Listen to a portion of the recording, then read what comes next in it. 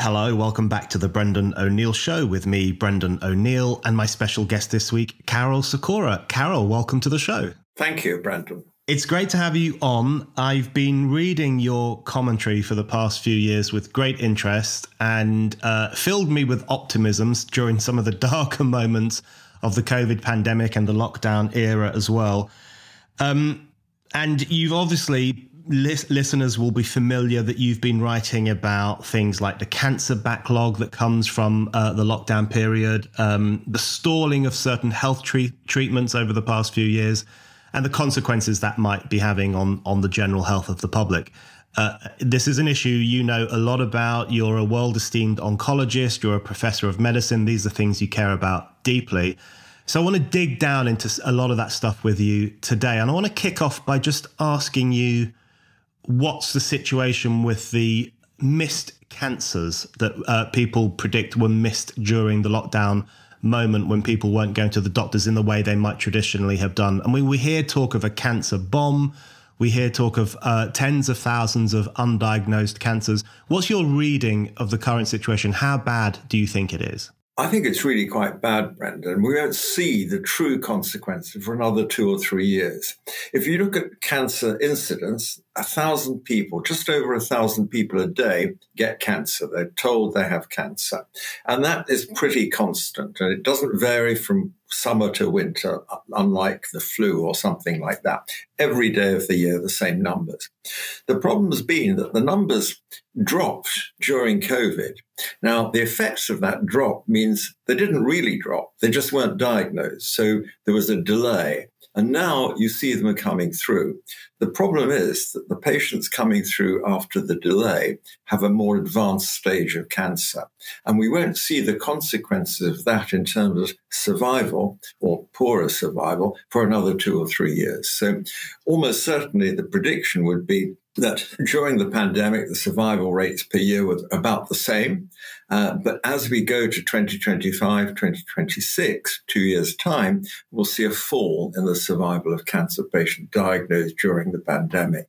And that's simply because of the backlog and the delay. And just to explain a bit, Brendan, that if you have cancer and it's caught when it's stage 1, that's when it's localized to the organ in which it came from, the 4 common: breast, prostate, lung, and colon, then success rate with current treatment, 90%. You're going to be cured in 90%. So that's really good. If it's gone to stage 3 or stage 4, it drops to 20%. So delay with cancer is pretty lethal. And we know that. And it's not going to be unexpected when we see that surge through.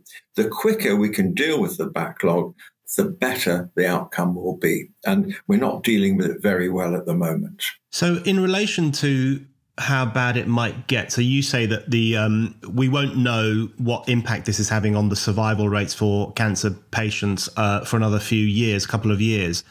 But the prediction is that there will be a surge in people not surviving where they might have previously if they had been diagnosed earlier. How bad do you think it could possibly get? I've seen headlines saying things like the ticking cancer bomb is going to be worse than COVID in terms of the consequences for human health and human life. I don't want to, play an alternative politics of fear to the politics of fear that we had during COVID, which I want to ask you about shortly. But it's a serious problem, I guess, and there is a very real potential that we will soon see the consequences of essentially switching off the health service for significant numbers of people. That's right. And if you look at the people that died from COVID, the average age was 83. Really very old. That's the normal lifespan for a British female or male, the average 83. So if that was the death from COVID, the average death age from cancer, if it kills you, is much younger.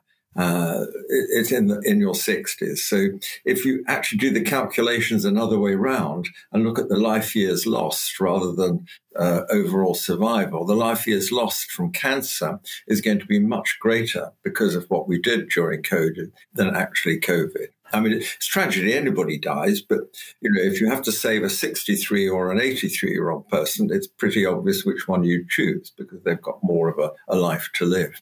And that's something that seemed to get forgotten about. And I kept banging away about it, and people just ignored it. They said, no, we're switching to COVID. We're taking the cancer doctors away from the chemotherapy wards and we're putting them onto the COVID wards and so on.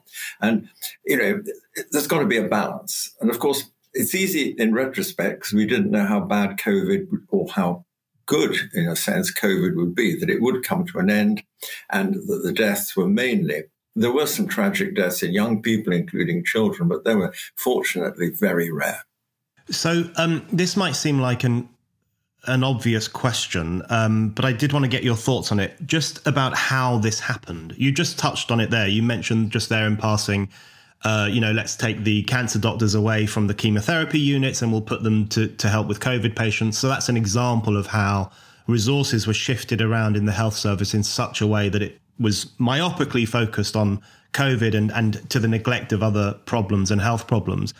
But more broadly, how did this come about? Because we weren't forbidden by law from it was very difficult to see a doctor during the COVID period. Lots of people didn't want to. There were posters saying, basically stay away from the NHS, let them do their job. Don't bother us unless you really, really have to. So there were those instructions, but people weren't forbidden from seeing a doctor. There was still the possibility to do that. So just describe in your mind the process through which these cancers were missed. What happened during that lockdown moment, which meant that people just weren't going to the doctors and getting the advice that they needed? Essentially, everybody was fobbed off by the system. So if you have symptoms that persist, whatever they are, coughing up blood in the poo, all these sort of things that people know could be serious, and most people know they should do something about it, they were fobbed off at the level of the receptionist in a general practice, unable to get a GP appointment. If you did get one online, it's not as good as seeing someone that knows you and so on. So there was huge delays introduced. Even if the GP referred you to hospital, there were delays in getting scans. There were delays in getting biopsies, endoscopies, where you put tubes into various parts of the body to get a sample. There were delays, and some of them were justifiable in that, for example, you're running a colonoscopy unit where you put tubes into the colon to biopsy colon cancer. Before COVID, you could do 10 in the morning. With COVID, you had to sterilize the room, fumigate it, all the rest of it. So you could only do 4 in the morning. So suddenly you got a bottleneck there. But when we realized that we were recovering from COVID, we didn't react fast enough. Now, who made those decisions, as you rightly say, is really shrouded in mystery. And there was almost a religious effect of COVID. People felt that you mentioned COVID and everyone bowed and scraped and said, yes, of course, we understand that has to have priority. And at the same time, everything else was forgotten about, not just cancer, but heart disease, strokes, all these other things.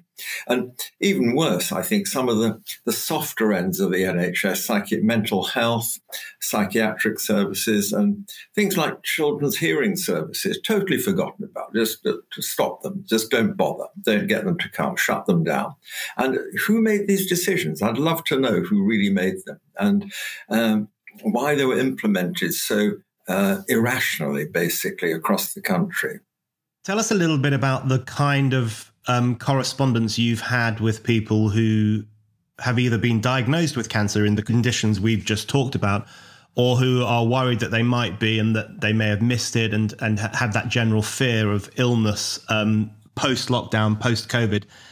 You wrote in the Daily Telegraph last year that you do get a lot of emails and contact from people who are really at their wits' end over what's happened to them as a consequence of perhaps not being diagnosed as quickly as they might have been in a more normal period. What kind of feedback have you had, and what are people saying about the conditions in which they became ill? They're very worried. And in some cases, with good reason. In other cases, they can be reassured. And I'd love to be able to reassure everybody, but you can't, because there's no doubt that some people suffered because of delay. And delay is a killer with cancer. How long it has to be before it has a significant effect is debatable. Certainly 2 or 3 months delay has a significant effect on outcome if it's a regular event. The NHS was never good at getting cancer diagnosis fast, even before COVID in 2019. We know that because the data from us and European countries of comparable wealth, France, Germany, Italy, and so on, show that we're much slower to get the diagnosis of cancer. COVID comes along, and in those countries, the other countries, somehow it did have an effect. There was a blip, but it was rectified pretty quickly. Within 3 months or 6 months, COVID had moved on and cancer diagnostic services returned. Here, it was still there. And you could just look at hospital car parks during COVID. They were empty. And, you can't diagnose cancer without going to hospital and having some tests. So if the car park's empty, it means that cancer is not being diagnosed. A simple observation. And I was surprised how long it took to get recovery. Do you think there is still a reluctance to talk about the cancer crisis and the possible upsurge in deaths from cancer that we might see in the next few years? Do you think there's still a reluctance to talk about that? I mean, we do see headlines. We see reports about the cancer time bomb. I mean, there is obviously concern about it, but it's not really a front and center issue, I feel. Even in health discussions, it's not really given the prominence that one might expect. That might change, of course, once we start getting more evidence that things have gone really badly wrong. But do you think there's a reluctance to talk about it because to do so would mean asking questions about the lockdown period and the decisions that were taken and the action that was taken in the health service? Do you think there's a failure to have a reckoning with the cancer problem because of what the questions it might raise about political and social policies that were enforced? I think you're right. There's an unwillingness to actually investigate what's going on. We know that at the moment, for example, the death rate is going up. It's higher than it should be. It's higher than it's been for the last 20 years. So this is very unusual. No one seems interested in government in addressing that. Why is the death rate? It's probably not cancer, I have to say, at the moment. It's too early for the cancer death.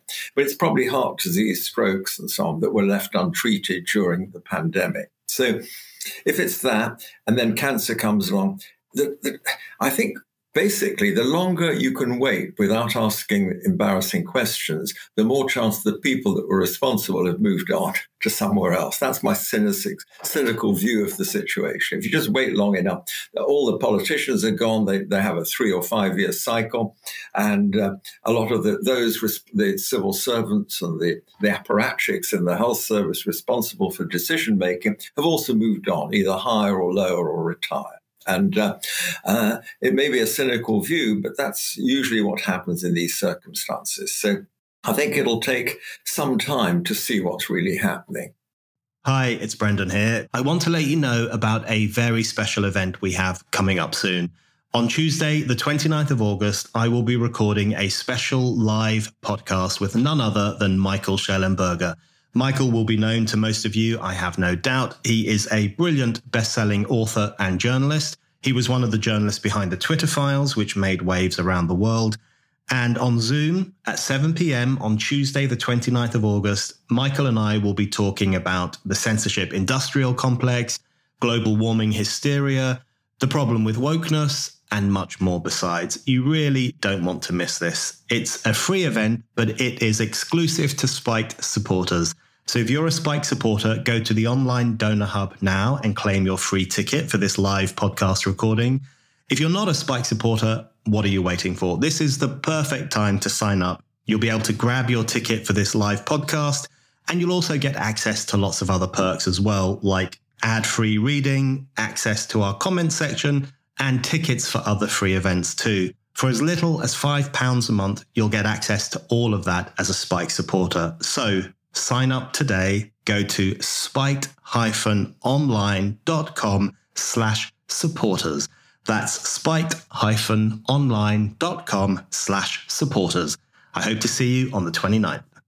So, let's go back to the pandemic, 2020, 2021. I want to ask you not only about what was happening in the health service or not happening in the health service at that time.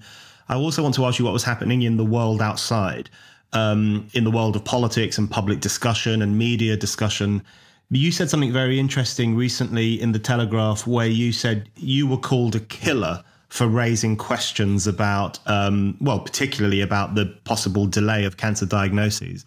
It seems now that you've been proven right. But I remember the discussion around you and other people who were not completely on board with the lockdown and were skeptical about the way in which it was enforced.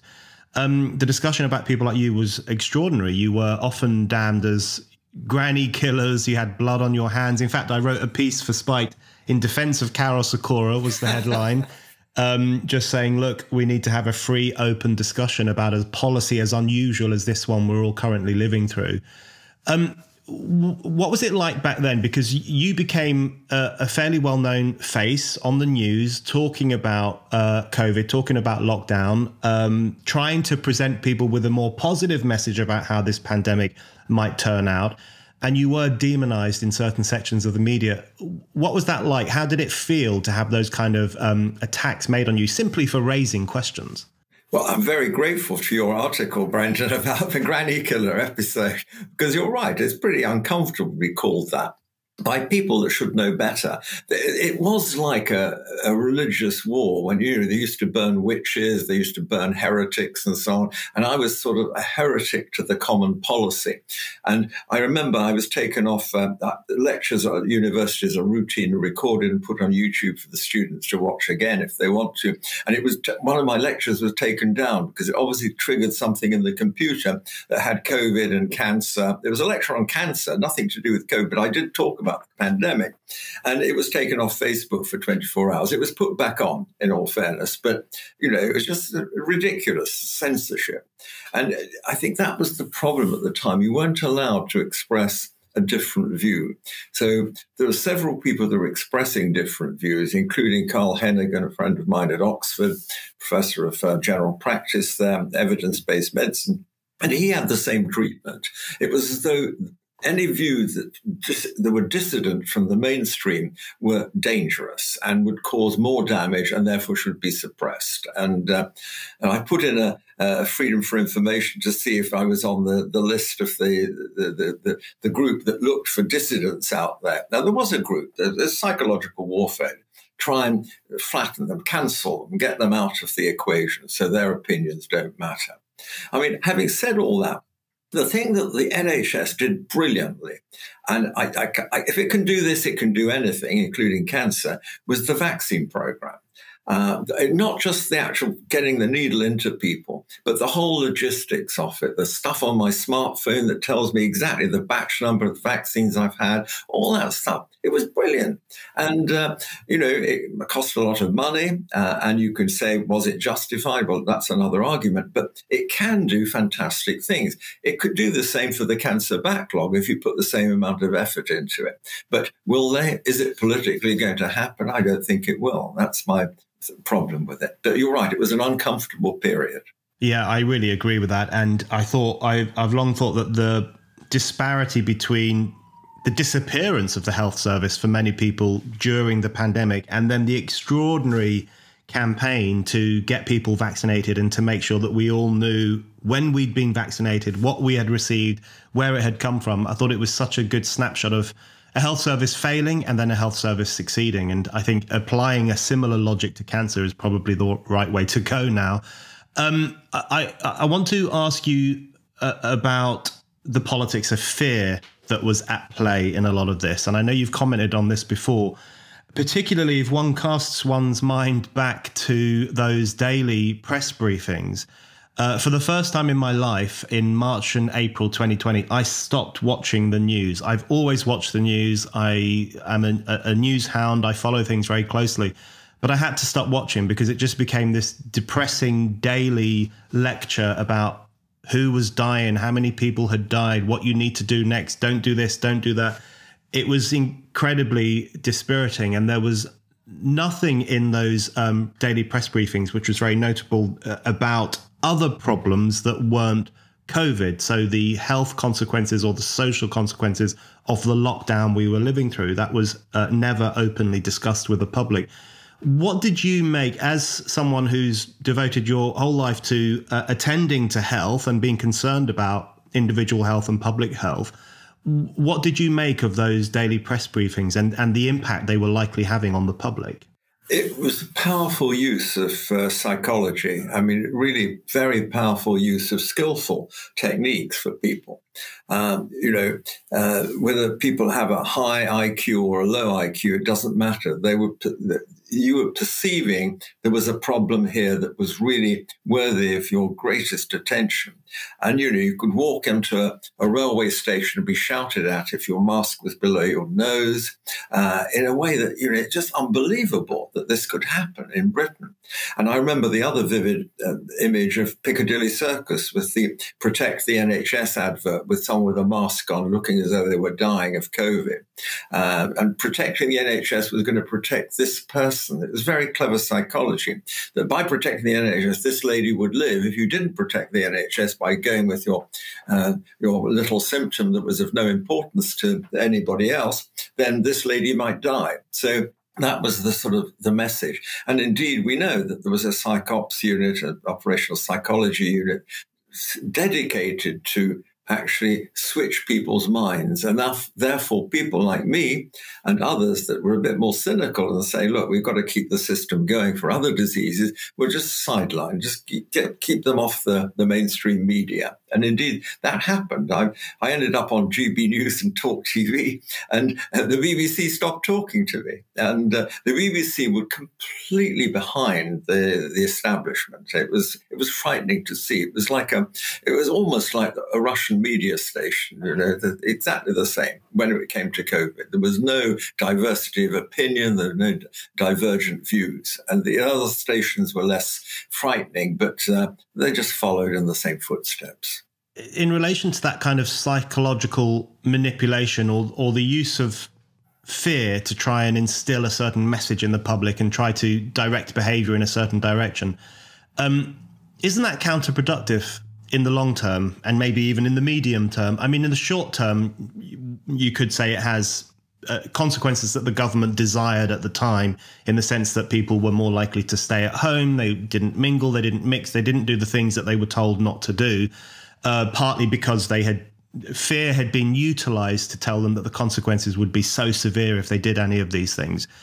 But in the medium term and the longer term, isn't it likely to create a more atomized culture and maybe to have fearful consequences that last longer than the government would wish? I mean, I know that there were discussions within the government's COVID circles about how to get people back out of the house, how to encourage them to go back to work. Maybe we'd scared them a little bit too much. Isn't that, there's the danger that it will intensify a general divided culture, an atomized culture, and a cynical culture towards those who rule over us, who seem more intent on panicking us than galvanizing us in a democratic discussion about what we should do in a time of crisis. Yeah, I think you're right. If you look at what happened afterwards, you see older people found it difficult to get back to normal, and you still see it. Some older people are still wearing masks out there, and you say the masks have been proven not to be effective against respiratory viruses. Not the mask they're wearing. If you want to wear the full Ebola gear, maybe, but I'd love to do that on the train to work. Just put the Ebola outfit on. But there's no doubt that it's lasting longer in certain people. It's not just age, it's also personality types have been more affected by it. They've been more frightened, basically. And it's difficult to get them out of it.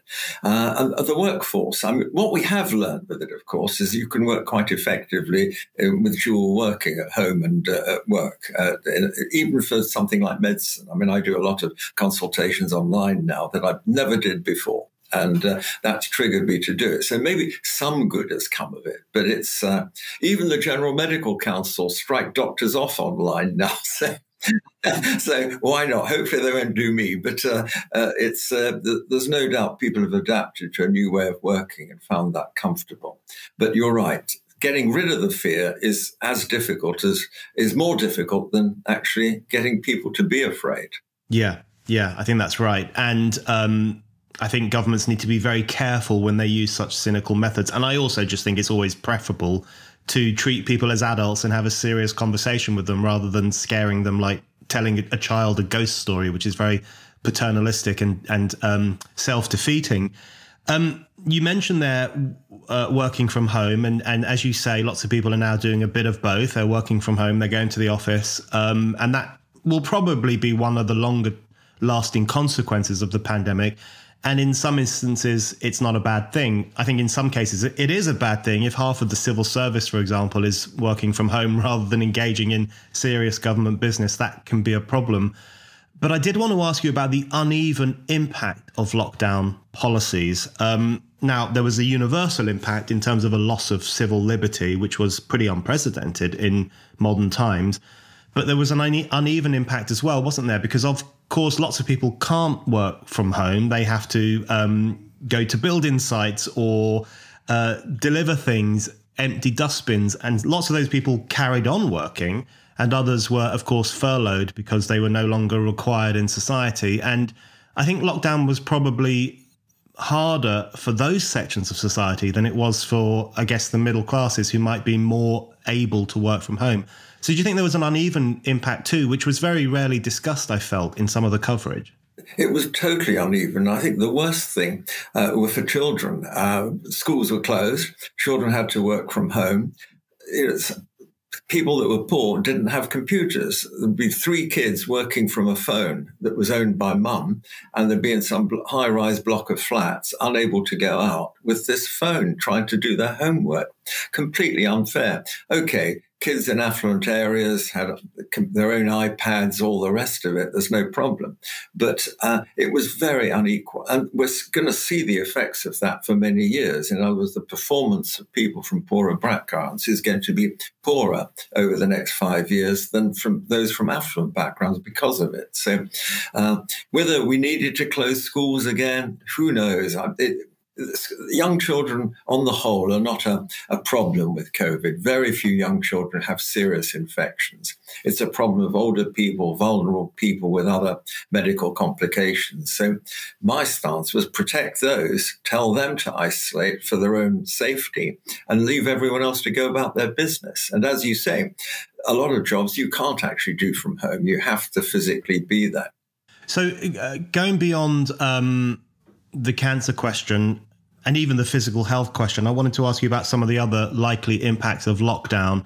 There was a recent report about lockdown impacting negatively on the emotional development of half of children, which is a huge number of children. We know that a very significant number of children are still missing from schools. They haven't really got back into the system after COVID.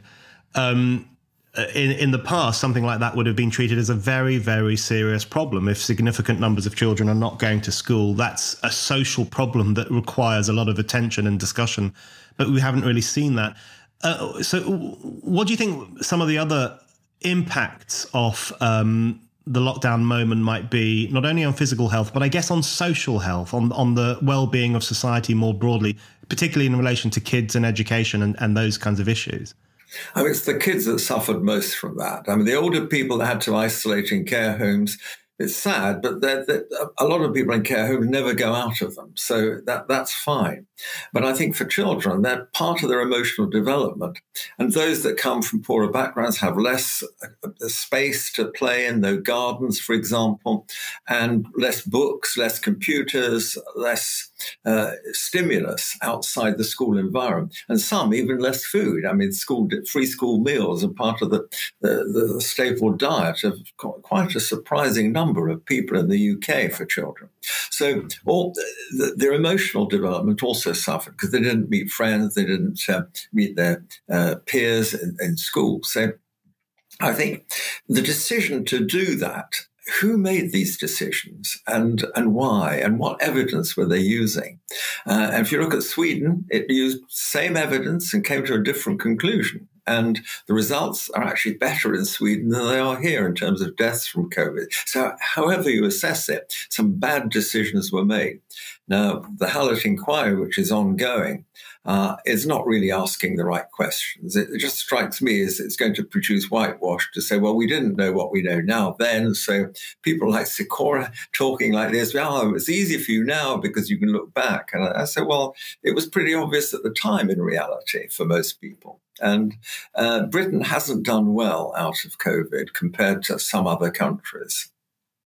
Hi, it's Brendan here. I just wanted to remind you that you can still buy my book. It's called A Heretics Manifesto, Essays on the Unsayable, and I've really been blown away by the response to it from readers, reviewers, Spike supporters. People really like this book, and I think you're going to like it too. It covers all the insanities of our time, from climate change hysteria through to COVID authoritarianism, through to the trans ideology. And it basically makes the case for more freedom of speech, more debate, and more heretical thinking to challenge the conformism of our times. So what are you waiting for? Go to Amazon right now and order my book, A Heretics Manifesto, Essays on the Unsayable. And now, on with the show. So what's your reading on not necessarily who made the decisions? I mean, we have a sense of who made the decisions and who enforced them, and we know who the faces were of the daily press conferences and so on, and we know who was in power.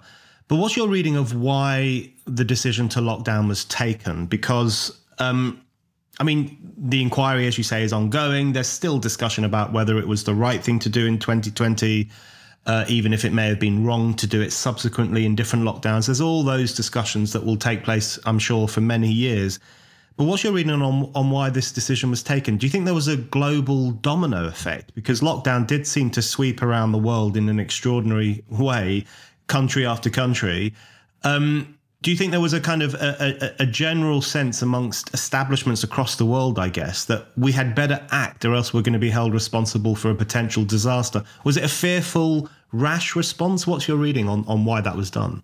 I think it was an inflammatory response. Once one country does something, it's difficult for other countries not to follow, as you suggest. The World Health Organization, who I've worked for 2 years and been an advisor for many years, is relatively weak in handling things. It's very political. It doesn't like to do things to offend its major subscribers, which is the United States and China.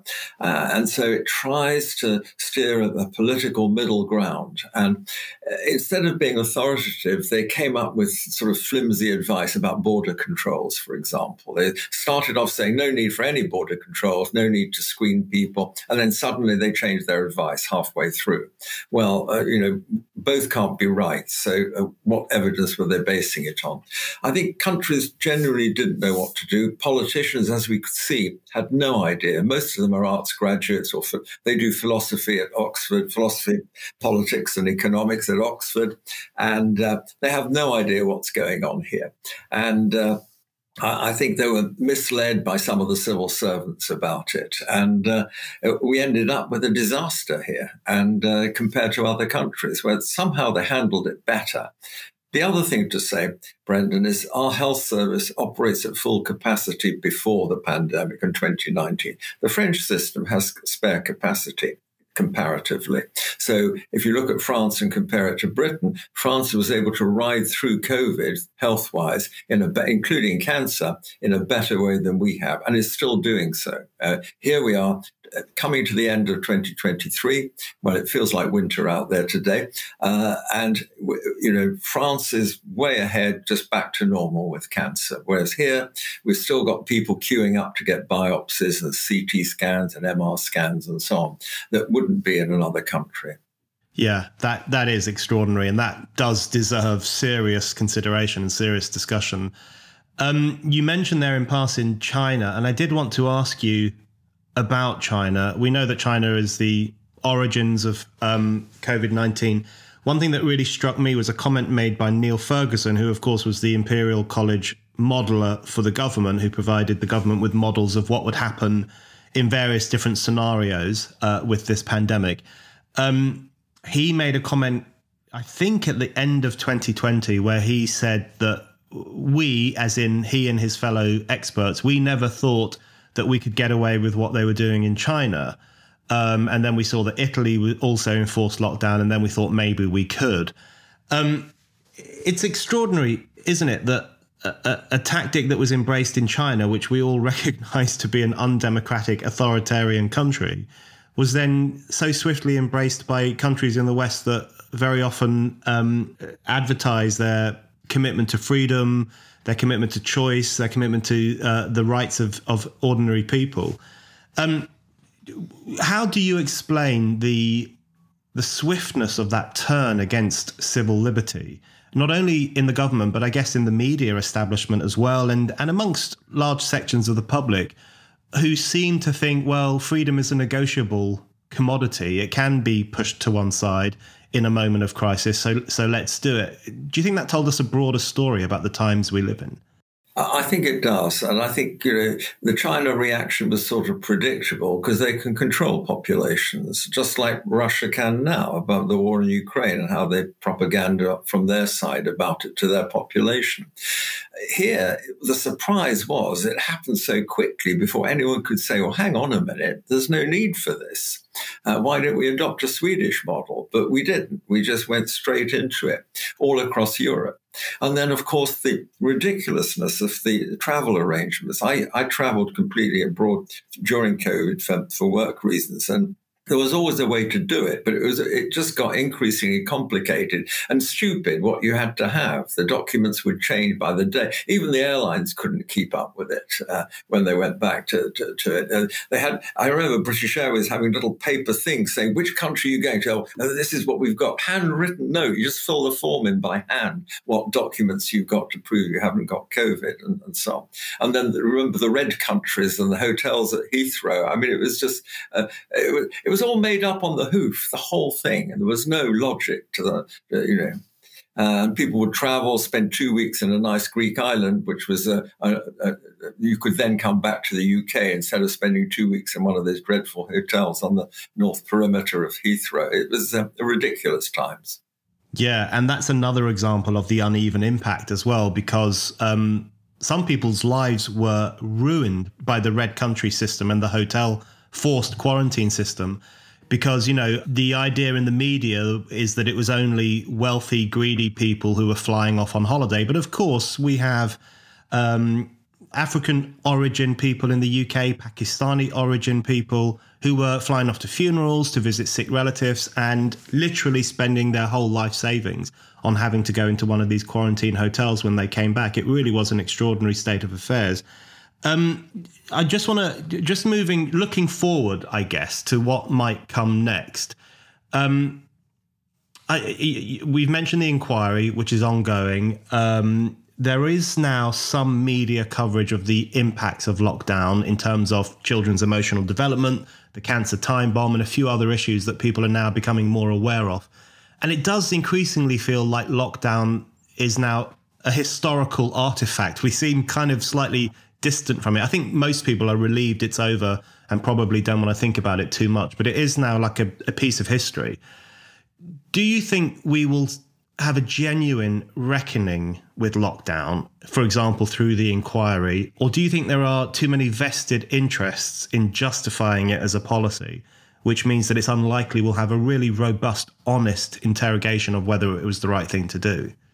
It's an interesting question. I mean, the only rationale for spending millions on the inquiry is costing us millions of taxpayers' money, mainly going to lawyers, is what would happen if something comes along in the future? How will it modify our behavior? Can we learn the lessons of COVID for something else? Not COVID, something totally different.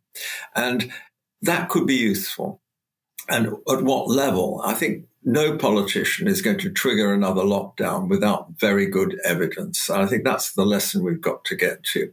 And how we get there, I just don't know. I think it's not just the lockdown, but shutting down healthcare for anything other than the infection, whatever it's going to be. I think that was the biggest justification for getting a proper plan for the future. Whether we'll get there, I'm not totally confident out of this. But I think people are going to be much more reluctant for any freedom infringement in the future. By all means, personal responsibility. If you feel you want to shut yourself away for a year, that's your decision. We'll provide all the tools to let you do that. But other than that, I think we can't shut society down again. That actually leads me on to what was going to be my next question, which is to ask you for your expert thoughts on what should happen if there is another pandemic. I mean, because that's another thing that we're hearing in the media quite a lot now. It is starting to scare me a little bit, I must say. The next pandemic, the coming pandemic, it will be even worse. I mean, we're seeing a lot of that kind of discussion. But imagine a COVID-19 style pandemic comes to the UK. We don't have imagine it's one that we don't have a vaccine for. We don't have much treatment for. We maybe work out quite soon, early on, that it impacts more on elderly people than younger people. What would you, Dr. Sikora, what would you propose that the country should do in response to that? Would you be of the Great Barrington Declaration view that we should have more forms of focused protection? Or, as you've just said, emphasize personal responsibility rather than forcing people to adhere to certain rules and guidelines? What would your advice be to the government about how to approach the next pandemic? So my advice to the government would be to educate people to make their own decision about what to do. And if they feel frightened, by all means, wear masks, keep isolated, don't do things, make sure that workplaces can carry on without people turning up where possible. You might have to close public events. You might have to close restaurants, pubs, and all the rest of it. But do it for the shortest time possible until you get control. And depending on the route of spread, will depend how, if it's a respiratory like COVID was, then you do have to do some closures. But you don't need to stop people walking in the park, taking their dogs out, going outside. And that was a great mistake, because the outside is great. It's cooped up in an aeroplane is probably the worst place to be, or a cruise ship's the worst place to be for these viruses. So getting people out is great. And letting people have personal responsibility. You make the decision. We'll give you the data. You make the decision. Okay. Dr. Sikora, my final question for you is about your new role. I mean, we know that you have been a professor of medicine. You were an advisor to the World Health Organization, as you said. You're a very well-known oncologist. Did you ever think you would end up with a career as a dissident voice, as a heretic, as someone slightly on the edge of acceptable thinking? And have you embraced that now? Do you think it's in a climate in which speech and ideas are sometimes restricted, supposedly for the greater good? Have you embraced the idea that actually sometimes it's worth speaking out and saying what you think to be right and true? I've come off lightly, Brendan. I've not been put in prison like some people, or burnt at the stake. You know, these are other options for heretics. I've always been a bit of a heretic, but this really got to be that this was happening, and I'm still very cross that this happened for the cancer patients that have lost out in it. I think in the future, there's always going to be groups that try and take over take over the intellectual thought. And, you know, whether it's modelers like Ferguson that you mentioned, or other people that have some vested interest in going to some extreme way. Politicians do this in other countries. They do it here, but they're less effective in Britain. I think it's really important that we try and get the truth out there and leave people to judge the situation for themselves, and not use the police in the way they were used 2 years ago, which was ridiculous, really. Karol Sikora, thank you very much. Thank you, Brendan.